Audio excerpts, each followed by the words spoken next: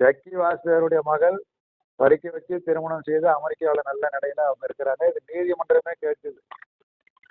அவங்களுடைய மகள்லாம் ரொம்ப நல்லா இருப்பாங்க, அவங்களை கல்யாணம் எல்லாம் பண்ணியிருப்பாங்க. ஆனா ஊராவட்டு பிள்ளைய மட்டும் இந்த மாதிரி திருமணம் செய்து கொள்ளாமலும் பெற்றோர்களை பார்க்க முடியாமலும் தடுத்து அங்கேயே மூளைச்சரை செய்து வைத்திருப்பார்களா, இது குறித்து விசாரிக்க வேண்டும் என்று சென்னை உயர்நீதிமன்றம் காமராஜ் அவர்கள் தொடுத்த வழக்கில் இப்படியான ஒரு தீர்ப்புகளை எல்லாம் வழங்கி இருக்கிறது.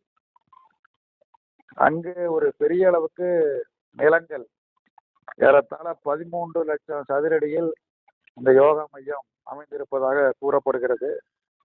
அத்தகைய நிலங்கள் அரசுக்கு சொந்தமான நிலங்கள், பழங்குடி மக்களுக்கு சொந்தமான நிலங்கள், ஆதிவாசிகள், மலைவாழ் மக்கள் இவர்களுக்குரிய நிலங்கள், இவையெல்லாம் பலவந்தமாக பறிக்கப்பட்டு இந்த ஈசா மையத்தில்